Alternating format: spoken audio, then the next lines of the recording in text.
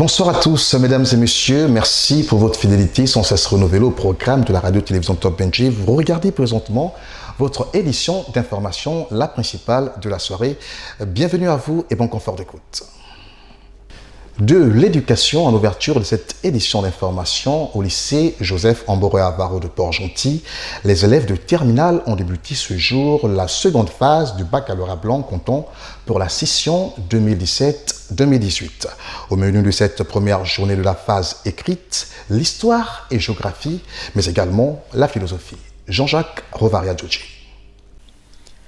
Après la phase orale qui s'est achevée le week-end dernier, comptant pour le second examen blanc de l'année académique 2017-2018, organisé par les responsables pédagogiques du lycée Joseph Amboroy-Avaro de Port-Gentil, les élèves de terminale toutes séries confondues ont entamé en début de matinée de ce mardi 22 mai 2018 par la phase écrite. Il y avait au programme sur les tables bancs des apprenants pour le compte de cette première journée de l'histoire-géographie en matinée, suivie de la philosophie en après-midi. Bon, pour les classes terminales, nous avons commencé, comme on l'a dit, l'examen du bac blanc en préparatif pour l'examen national. Donc ce matin, nous avons commencé avec l'histoire géo, qui sera suivi cet après-midi par la philo. Toutes les séries, sinon le bac n'aura pas de sens, c'est toutes les séries confondues. Donc au total, ils sont pratiquement 334. C'est pour préparer nos élèves pour l'examen de fin d'année, pour essayer de rectifier les petits couacs, pour éviter le pire en fin d'année. Tous ont répondu présent. C'est exceptionnel, mais tous ont répondu présent. Pour certains de ces élèves, cette seconde phase semble abordable. Donc, je dirais que pour une première journée, c'était plutôt abordable. Les épreuves se sont bien déroulées et puis les sujets étaient assez bien aussi. Oui, très positif, ça, il n'y a pas de souci. Je suis très positive. La première phase écrite du bac blanc était positif et on espère que dans l'objectif de monsieur le professeur de nous appliquer pour le vrai bac sera une réussite. Vraiment les sujets, on a commencé par l'histoire géo, ça a été. Au sortir de cette période écrite, les futurs impétrants au baccalauréat de fin d'année devront dans les jours qui suivent se pencher sur les épreuves d'éducation physique et sportive. Le verdict final sera rendu public à la fin de celle-ci, soit début juin. Il devient plus que difficile de nos jours d'écouter la variété gabonaise dans les lieux où sont très souvent jouées la musique en public. Lorsqu'on s'y rend, le plus souvent, les seules musiques dont on a droit aujourd'hui sont celles des artistes hip-hop. Précisons qu'il s'agit ici des artistes hip-hop de la nouvelle génération. Alors, les mélomanes des artistes tels qu'Annie Florbachelis, Omar Ben Salah et Laure Ghislaine Rekula, pour ne citer que ceux-là, se demandent bien où sont-ils passés, du moins leur musique. Reportage. Depuis quelque temps, il est difficile d'écouter la variété musicale du terroir dans certains lieux dits de relaxation, tels que les bars, les discothèques, voire même les domiciles. Face à ce constat, on se demande où sont passés Patience Tabani, Vico Secondo, Prince Martin Rompavé ou Arnold Jude, Nicolas Mogo et Landry Fouta, pour ne citer que ceux-là qui jadis ont fait les beaux jours de la musique gabonaise. Ils ont des problèmes de sortir l'album, de rentrer en studio, donc même la discothèque aussi a des problèmes de vente. Il n'y a rien qui marche lentement. Donc on attend un bon air qui va souffler sur tout le monde et les choses vont reprendre dans la bonne condition. Est-ce le manque de production ?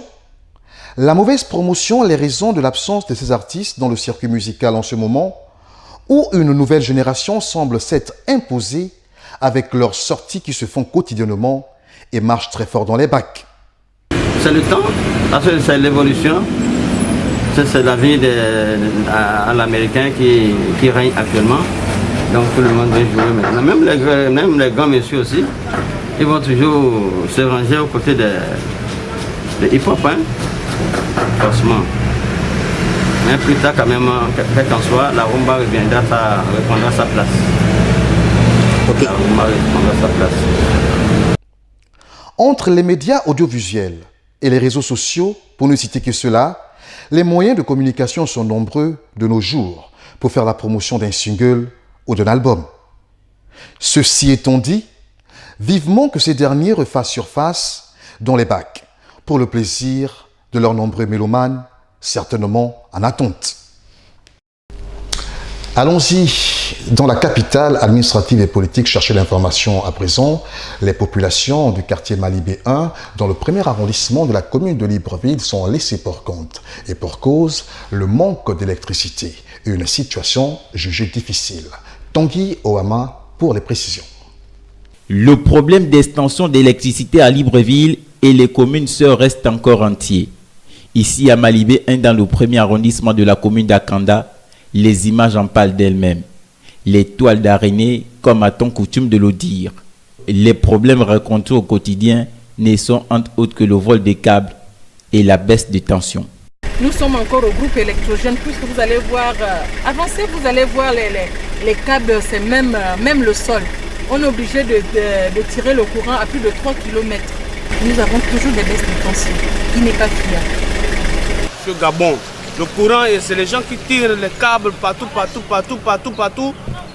Ils prennent le câble, ils amènent ça partout, de loin jusque là-bas, mais c'est pas normal. Il y a la route, il n'y a pas. Malibé, il n'y a pas. La route, le premier campement. En faisant ce constat, notre équipe de reportage a été encore une fois de plus victime d'une agression verbale, menace et surtout abus d'autorité d'une compatriote.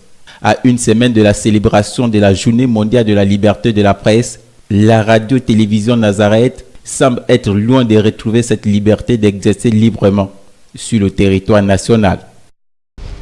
Le sempiternel problème de voirie au Gabon prend des proportions inquiétantes. En effet, il ne se passe plus un jour sans que l'on ne parle de la route en voie de dégradation avancée dans notre pays. Une situation qui pourrait avoir un effet néfaste dans les activités socio-économiques et dans les conditions de vie des populations. Un constat d'Audrey Mépiam. La route joue un rôle important dans le développement socio-économique d'un pays et pour plusieurs raisons.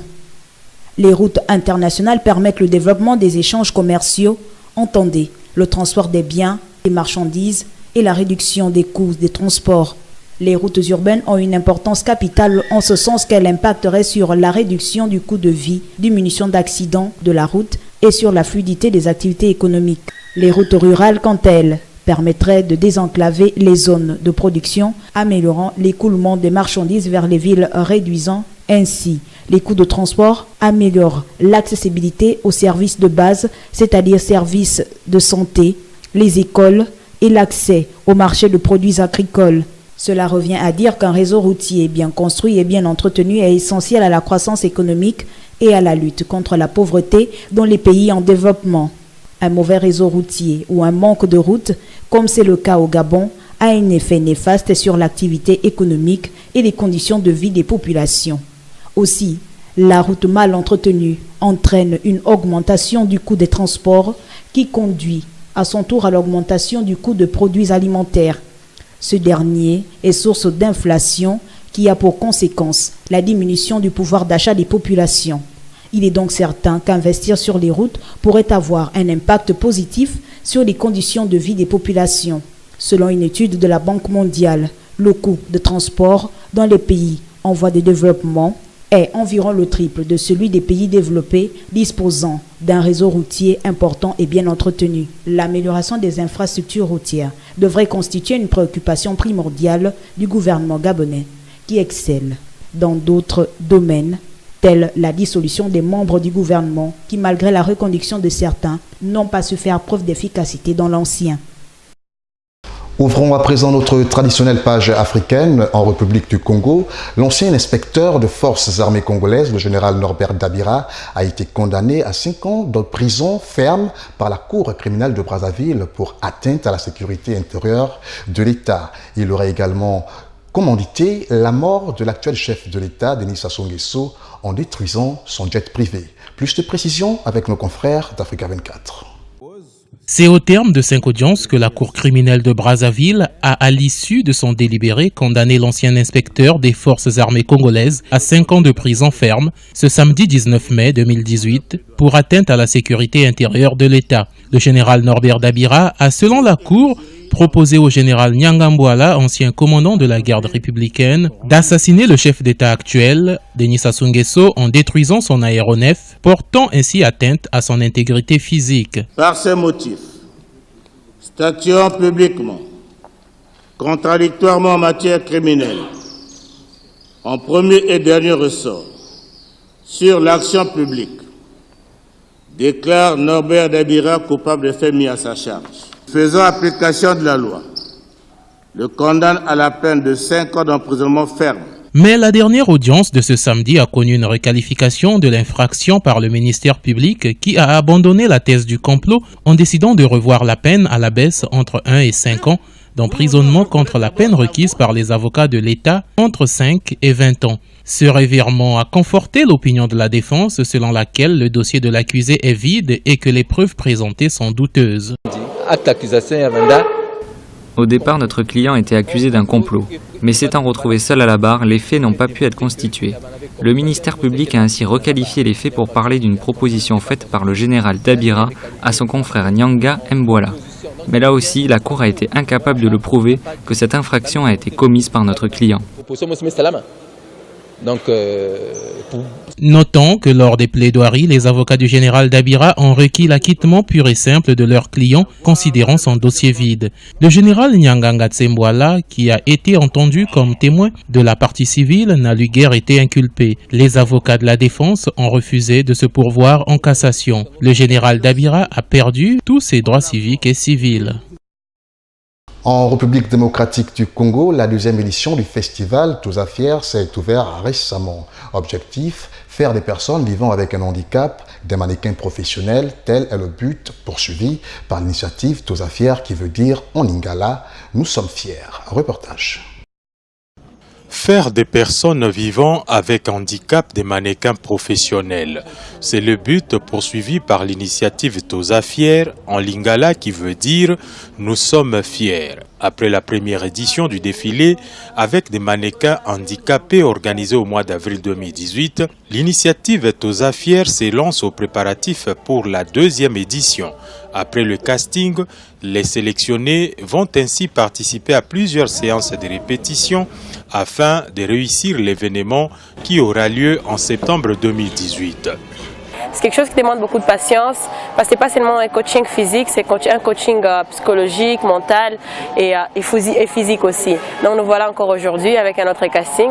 Donc ça va encore me prendre quelques mois de ma vie pour pouvoir coacher ces magnifiques personnes à devenir des mannequins. Parce que ce n'est pas facile, se présenter comme tel avec son handicap sur une passerelle, ce n'est pas facile. Alors il faut vraiment avoir du courage et une certaine motivation. Alors, il suffit juste d'avoir un handicap physique visible et vous êtes le bienvenu. L'initiative Toza Fier ouvre par ailleurs ses portes à toute personne valide ou non qui veut s'engager pour la cause des personnes vivant avec handicap.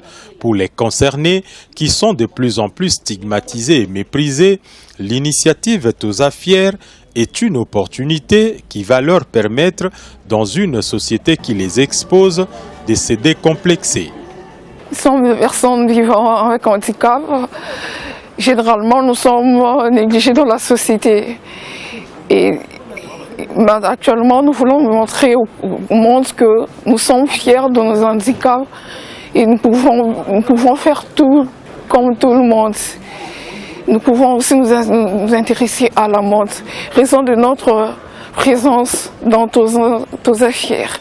Après le casting organisé le vendredi 18 mai, une quarantaine de mannequins ont été sélectionnés dont l'âge varie entre 14 et 25 ans. Pour boucler notre édition d'information, mesdames et messieurs, allons-y au Togo. Et l'homme Kada Sidodé, retenez-le bien, c'est le nom d'un jeune entrepreneur togolais qui poursuit sa marche dans l'innovation technologique. Lauréat du Forum des jeunes africains entrepreneurs en 2015, il ne cesse de faire de l'énergie solaire son cheval de bataille. Découverte avec nos confrères d'Africa 24. 3 ans après son succès au Forum des jeunes entrepreneurs du Togo, édition 2015, et l'homme Kada Sidodé poursuit sa marche vers l'innovation. Inventeur du grand moule grâce auquel il a reçu le prix de l'innovation de l'année, et l'homme ne cache pas sa passion pour l'énergie solaire et est rempli d'idées créatives. Je suis en train d'innover avec une petite plaque, un mini photovoltaïque.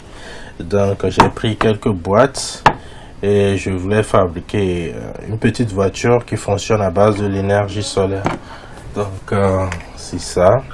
Donc j'ai mis la lumière en marche. Donc du coup je vais coller la plaque là sur la voiture et puis je vais connecter les bornes là sur la batterie et quand je vais démarrer, la voiture va commencer par marcher. Sa passion pour l'énergie solaire ne l'empêche pas pour autant de poursuivre l'amélioration de son grand moule. Cette machine actuellement mécanique est destinée à la fabrication en quantité et en temps réduit des briques et pavés pour la construction d'édifices. Actuellement, la machine à briques que je suis en train de mettre au point, le mettre à la disposition de ces maçons, de ces ingénieurs, c'est de l'équiper avec des panneaux solaires pour que ça puisse être encore plus écologique. Le jeune passionné de l'innovation parvient à donner forme à ses idées créatives, surtout quand il s'agit de son grand moule, avec l'aide d'un technicien de réalisation. Le premier grand moule fabriqué a été vendu à environ 1 500 000 francs CFA. Il est venu me montrer le plan. J'ai accepté de l'aider. Pour le moment, ce n'est pas encore fini. Puisque c'est une création, cela nous a pris 1 mois et demi pour arriver à ce stade. En 2015, Elom Kadase Dodé a reçu du comité d'organisation du Forum des jeunes entrepreneurs du Togo une somme d'environ 2 millions de francs CFA. Un suivi est organisé périodiquement afin d'aider les jeunes lauréats du concours à véritablement se prendre en charge. Une fois de plus, Castro Chibozo nous a accompagnés dans cette édition d'information à la réalisation, toujours de main de maître. J'aurai le plaisir à vous retrouver demain à la même heure, sur les mêmes antennes. Recevez les remerciements de l'ensemble de la rédaction par ma voix. Restez câblés sur Top NG. Au revoir.